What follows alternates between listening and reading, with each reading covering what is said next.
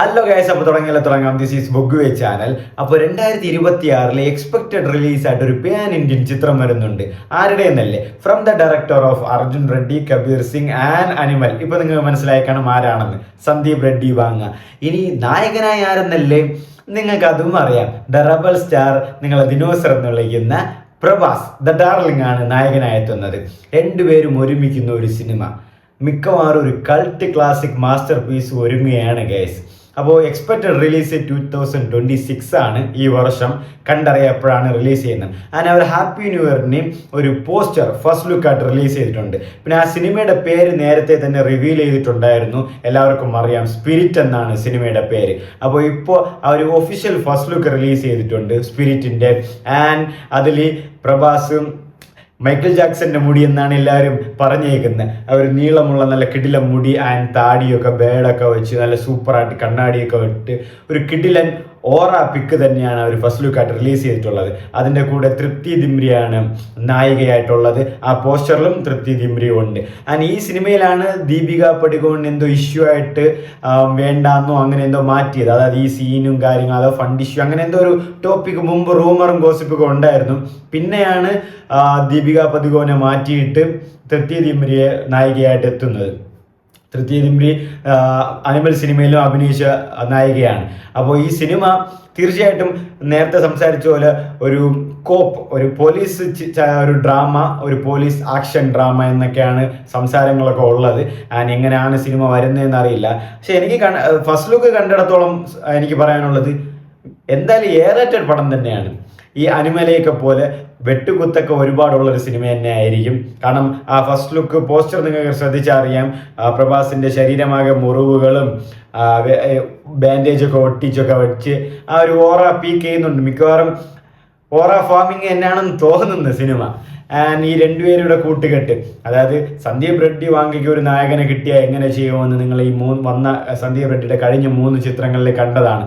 അതുപോലെ തന്നെ സന്ദീപ് റെഡ്ഡി വാങ്ങി ഇപ്പോൾ കിട്ടിയതാണോ അതിലും മുതലായ ഒരു നടന് പ്രഭാസ്, ദിനോസർ. പ്രഭാസിനെ ഒരു പീക്ക് ആ ആൽഫ റോളൊക്കെ കൊടുത്ത, അല്ലെങ്കിൽ ആ മാസ് റോളൊക്കെ കൊടുത്ത എങ്ങനെ വരുമെന്ന് നമ്മൾ കണ്ടതാണ്. പ്രഭാസിന് അജാതി സ്ക്രീൻ പ്രസൻസ് ആയിരിക്കും സന്ദീപ് റെഡ്ഡി വാങ്ങാൻ കൊടുക്കാൻ പോകുന്നത്.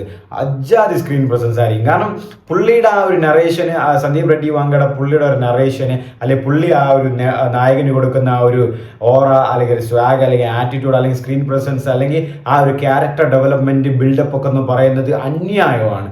അപ്പം പ്രഭാസിനെ പോലെ ഒരു ബിഗ് സ്റ്റാർ, അല്ലെങ്കിൽ ഒരു ഡൈനോസർ കണക്കുള്ള ഒരു ഓറ ഇറക്കാൻ പറ്റുന്ന ഒരു രീതിയിലുള്ള ഒരു നടന് സന്ദീപ് റെഡ്ഡി വാങ്ങ പോലത്തെ ഒരാളോട് പടം കിട്ടുമ്പോൾ പിന്നെ മാസിൻ്റെ അയ്യരുകളെയായിരിക്കും. ഒരു അഡ്രനലിൻ റഷായിരിക്കും. ഗൂസ് ബംസിൻ്റെ ഒരുപാട് സീൻസുകൾ കാണും. പിന്നെ ഞാൻ പറഞ്ഞില്ല, എ-റേറ്റഡ് മസ്റ്റാണ്. ആൻഡ് ഈ സിനിമ അനിമലുമായിട്ട് ലിങ്ക് ചെയ്യുന്നു എന്നും സംസാരങ്ങളൊക്കെ ഉണ്ട്. അതായത് സിനിമയിൽ അനിമലും അറിയാലോ, പീക്ക് ആൽഫ മെയിലാണ്, ദേഷ്യമുള്ള ഒരാളാണ്, അങ്ങനെയൊക്കെ കാര്യങ്ങൾക്ക് ഇതിലും ആ കാര്യങ്ങളൊക്കെ എന്തായാലും ഉണ്ടാവും. ആൻഡ് രണ്ടും കണക്ട് ചെയ്ത് ഒരു സിനിമാറ്റിക് യൂണിവേഴ്സ് തയ്യാറാകും എന്നുള്ള ചർച്ചകളൊക്കെ ഉണ്ട്. ആൻഡ് രണ്ടിൻ്റെ നറേഷനുമായിട്ട് ലിങ്ക് ചെയ്യുന്ന രീതിക്കുള്ള സ്റ്റോറി വൈസ് ആയിരിക്കും വരുന്നത്. കാരണം സിനിമാറ്റിക് യൂണിവേഴ്സ് ആകുമ്പോൾ ലിങ്ക് കാണുമല്ലോ. അപ്പോൾ അനിമൽ വേഴ്സസ് സ്പിരിറ്റ്, അനിമലും സ്പിരിറ്റും ഒരേ യൂണിവേഴ്സിലേക്ക് ചേരുന്നു എന്നുള്ള ടോപ്പിക്കുകളൊക്കെ സംസാരങ്ങളൊക്കെ ഉണ്ടായിരുന്നു. അങ്ങനെ വല്ല വന്നുള്ള അവസ്ഥ നോക്കിയാണ്. അനിമൽ ഒരു സൈഡിൽ രൺബീർ കപൂർ, സ്പിരിറ്റ് ഒരു സൈഡിൽ പ്രഭാസ്, നടുക്ക് സന്ദീപ് റെഡ്ഡി വാങ്ങ, രണ്ടുപേരെയും വിളയാടാൻ വിടുന്നു. ആൻഡ് ആഫ്റ്റർ ഓൾ ആ രണ്ടുപേരും ഒരു സിനിമയിൽ തന്നെ ചേർത്ത് വന്നുള്ള ആ ഒരു രൺബീർ കപൂറിൻ്റെ കഥാപാത്രം, പ്രഭാസിൻ്റെ കഥാപാത്രം വേറെ ലെവൽ തിയേറ്റർ എക്സ്പീരിയൻസ് ആയിരിക്കും. ആൻഡ് സത്യം പറഞ്ഞാൽ ഈ പടത്തിൻ്റെ പ്രൊമോഷൻ, അല്ലെങ്കിൽ ഈ പടത്തിൻ്റെ പ്രീ ഷെഡ്യൂൾ നടന്നപ്പോഴേ ഞാൻ ആഗ്രഹിച്ച ഒരു കാര്യമാണ്, സന്ദീപ് റെഡ്ഡി വാങ്ങയുടെ കയ്യിൽ കിട്ടിയായി ഇങ്ങനെ പീക്ക് പടം വരാൻ പോവാണ്. ആൻഡ് ഡോൺലി ഇതിൽ വരുന്നുണ്ട്. ആൻഡ് ഡോൺലിയുമായിട്ടുള്ള ചർച്ചകളൊക്കെ ഉണ്ട്. ഡോൺലി വില്ലനായിട്ടൊക്കെ എത്തുന്നുണ്ടൊക്കെ സംസാരമൊക്കെ നിങ്ങൾക്കറിയാം. ഡോൺലി അല്ലല്ലോ, ഡോൺലി അയാളാൻ സൂര്യയുടെ സിനിമയിലും ഡോൺലി പുള്ളി നമുക്കറിയാമല്ലോ, നമ്മളാള് ട്രെയിൻ ടു ബുസാനും പിന്നെ രണ്ട് സിനിമ റൗണ്ട് അപ്പ് സിനിമയിലൊക്കെ ഉള്ള, അതായത് കൊറിയൻ മോഹൻലാൽ, പുള്ളിയുടെ പേരും മറന്നുപോയിരിക്കും, കൊറിയൻ മോഹൻലാൽ. പുള്ളി അറിയാലോ, 2 പഞ്ച് ആളെ ഇടിച്ച് the gangster, the double, the cop, ആ സിനിമയിലൊക്കെ ഉള്ള, നിങ്ങൾ ആളറിയാം ഞാൻ പറയണ ആരാണെന്ന്. ആ ഒരു ലുക്കും ആ പഞ്ചിന്റെ ഒക്കെ ഇടിയുള്ളതാണ് പുള്ളിയുടെ പേര് എനിക്ക് ഡോഞ്ചി ബുക്ക് ബിഞ്ചി അങ്ങനെ എന്തോ ഒക്കെയാണ്, വിട്ടുപോയി സത്യത്തിൽ.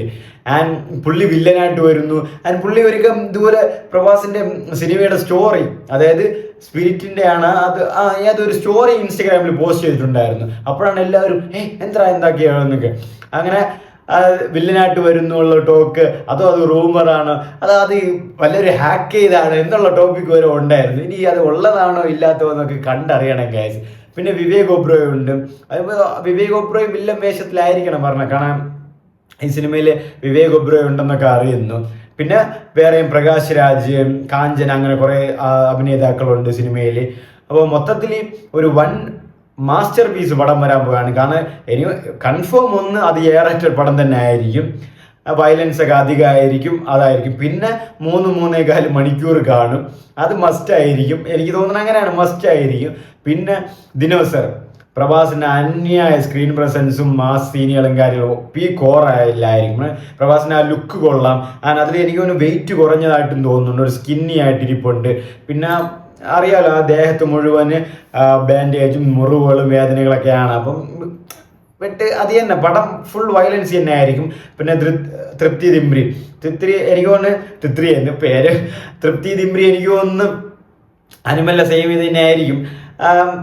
അടിയാളായിരിക്കും മിക്കവാറും, കണ്ടിട്ട് അങ്ങനെയാണ് തോന്നുന്നത്. ചിലപ്പം ഇനിയും നല്ലൊരു റോള് കിട്ടുമായിരിക്കും. കാരണം പൊതുവെ സന്ദീപ് റെഡ്ഡി വാങ്ക പെണ്ണുങ്ങളെ കുറച്ച് കാണിക്കുന്നു എന്നുള്ള സംസാരങ്ങളൊക്കെ ഉണ്ട്. അപ്പോൾ ഇതും മിക്കവാറും ആ ഒരു സീനും കാര്യങ്ങളൊക്കെ ഈ സിനിമയിലും വരാനുള്ള ചാൻസ് കൂടുതലാണ് സന്ദീപിൻ്റെ പടം ആയതുകൊണ്ട്. കാരണം പുള്ളിയുടെ ആ ഒരു പീക്ക് ഓഫ് റൈറ്റിംഗ്, അല്ലെങ്കിൽ ആ പ്രസൻസ് ഓഫ് റൈറ്റിംഗ് എന്ന് പറയുന്നത് അങ്ങനെയാണ്. അപ്പോൾ സന്ദീപ് റെഡ്ഡി വാങ്ക പുള്ളിയും പുറത്തെ ഒരു ഇൻ്റർവ്യൂവും കാര്യങ്ങൾ കൊടുക്കുമ്പോഴും ഒരു ഓറയാണ് സന്ദീപ് റെഡ്ഡി വാങ്ക കൊടുക്കുന്നത്. ഇങ്ങനെയാണ് അങ്ങനെയാണ്, പുള്ളി ഒരു പേടിയില്ലാത്ത ഒരാളാണ്. അപ്പോൾ ഈ രണ്ടുപേരും ചേർന്ന് വരുമ്പോൾ ഒരു കിട്ടിലം പടം തന്നെ നമുക്ക് എക്സ്പെക്ട് ചെയ്യാം. മൊത്തത്തിൽ ഞാൻ ഭയങ്കര എക്സ്പെക്റ്റഡ് ആണ് ഈ സിനിമ. കാരണം സ്പിരിറ്റ് ഒരു കോപ്പ് ആക്ഷൻ ഡ്രാമയാണ്, പോലീസുമായിട്ടുള്ള ബന്ധമുള്ള ഒരു സിനിമയാണ് എന്നാണ് പറയുന്നത്. അത് പ്രഭാസിന് പറ്റും. പ്രഭാസിന് പിന്നെ ആ സ്ക്രീൻ പ്രസൻസ് ഞാൻ ആലോചിക്കുന്നത് അങ്ങനെ, സന്ദീപ് റെഡ്ഡി വാങ്ക പ്രഭാസിനെ എങ്ങനെ പ്രസന്റ് ചെയ്യുമെന്ന് ഞാൻ ഭയങ്കര ആലോചിച്ചിട്ടില്ല. നന്നായിട്ട് തന്നെ കിട്ടില്ല സാധനം തന്നെ വരാൻ. ഇതിൽ ആ ഒരു ക്രോസ് ഓവർ, സിനിമാറ്റിക് യൂണിവേഴ്സ്, അനിമലും സ്പിരിറ്റും തമ്മിലുള്ള ക്രോസ് ഓവറും കൂടെ വന്നാലേ വേറെ ലെവലായിരിക്കും. രണ്ടുപേരും തീ പുകയന്മാരാണ്. നമുക്ക് കണ്ടുപോകാം. എന്തായാലും ഈ വർഷം തന്നെ സിനിമ ഉണ്ടാവാൻ ചാൻസ് കൂടുതലാണെന്നാണ് അറിയുന്നത്. നമുക്ക് കണ്ടുപോകാം സന്ദീപ് റെഡ്ഡി വാങ്കയുടെ ഒരു കൾട്ട് ക്ലാസിക് വരുമോ, അതോ നമ്മൾ എക്സ്പെക്ട് ചെയ്തതിനും കൂടുതലായിട്ടുള്ള ഒരു വലിയ പടം വരുമോ, അതോ എക്സ്പെക്ടേഷനെ കുറച്ച് വലിയ പടം വരുമോ എന്നൊക്കെ. പക്ഷെ എന്നാലും സ്പിരിറ്റ് ഫസ്റ്റ് ലുക്ക് അടിച്ച് കൊളുത്തിയിട്ടുണ്ട്.